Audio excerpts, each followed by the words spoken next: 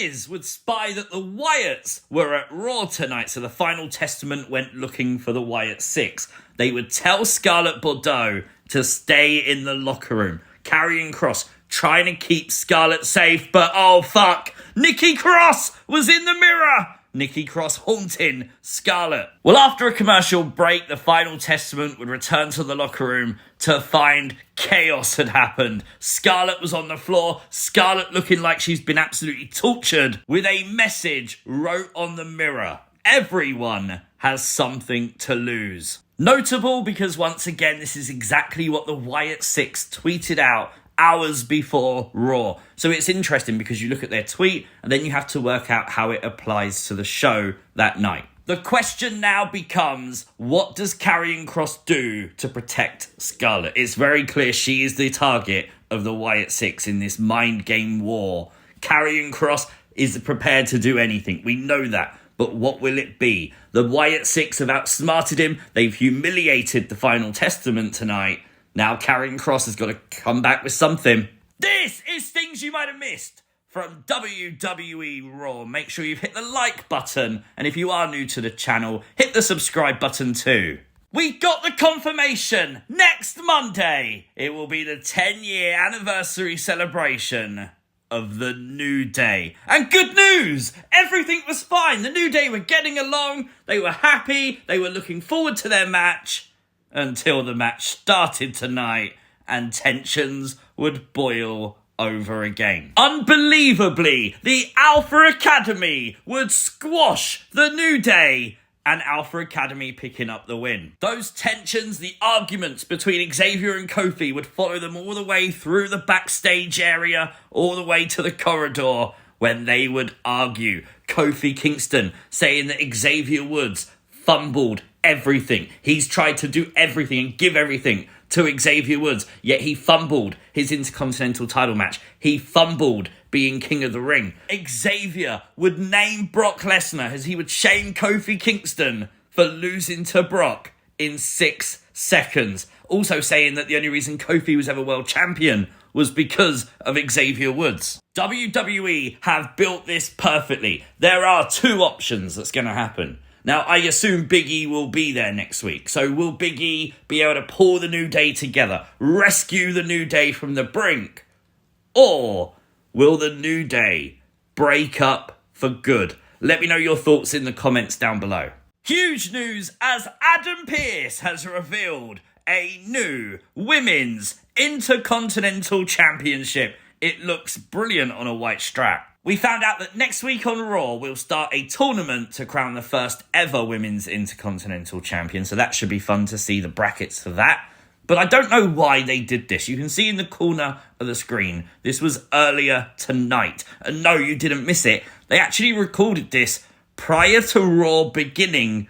And I don't know why. Now, I can understand it if they said, oh, it's a timing issue. But why is it a timing issue? You put it on the show. Just do it live.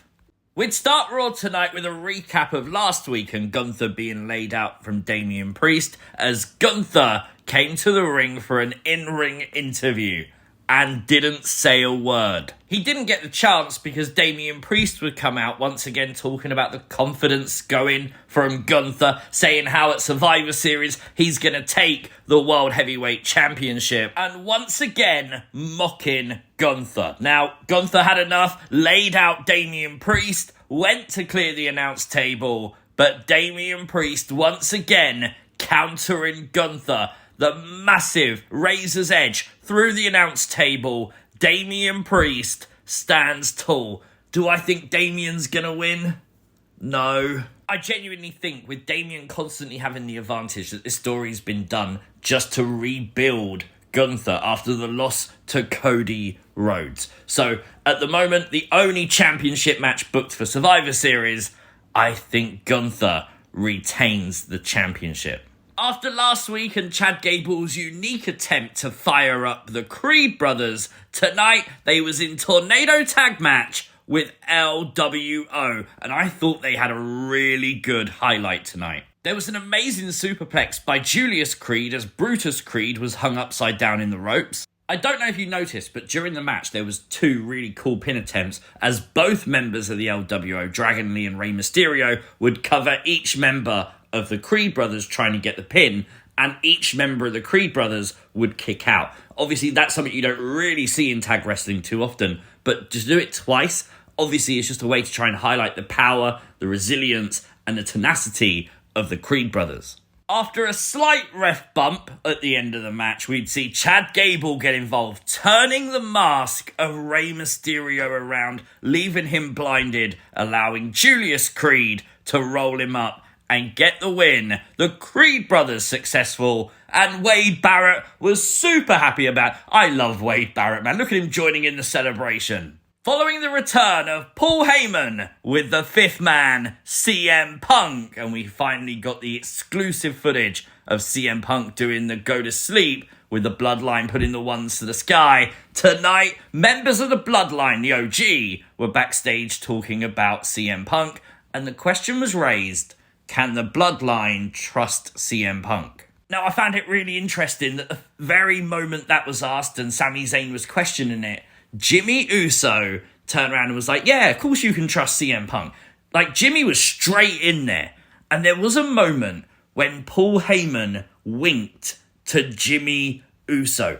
Now, we wonder if Paul Heyman's going to potentially turn on Roman with CM Punk. Could Jimmy be involved in that too? Well, with WWE revealing that the clip from SmackDown got 72 million social views, the most views of any SmackDown moment in 2024, I'm very sure we're going to be watching Saturday to find out.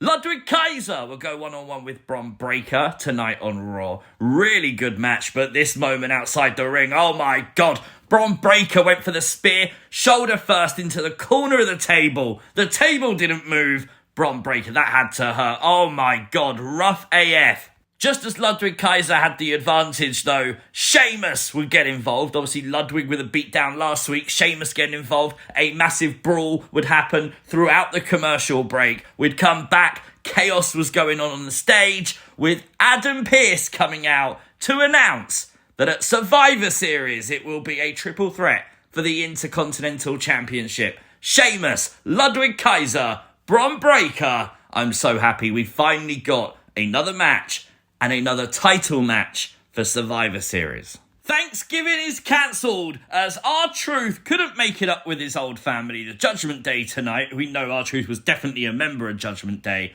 He was trying to find somewhere to hide from Butch, but Finn Balor was having none of it. Worth noting though, once again, maybe problems within the Judgment Day as Finn Balor would say there are no leaders here, but then certainly take the leader role as he sort of berated Dirty Dom and Carlito for losing last week again. Well, the tag belts were on the line tonight. Judgment Day in a rare defense against the War Raiders. It would be Carlito getting involved, Dirty Dom getting involved, putting the foot of JD on the ropes that would see the downfall for the War Raiders, and the Judgment Day ultimately picking up the win and retaining the tag gold. With Jade Cargill laid out on SmackDown, it was confirmed that this was done to write Jade off of TV due to a real-life injury, and Jade is out of War Games. Tonight, Bianca Belair would shoot down the idea of Kairi Sane joining, saying she doesn't want any more damage control. She also didn't look too happy about the idea of Bayley being mentioned by Naomi. And look at the tension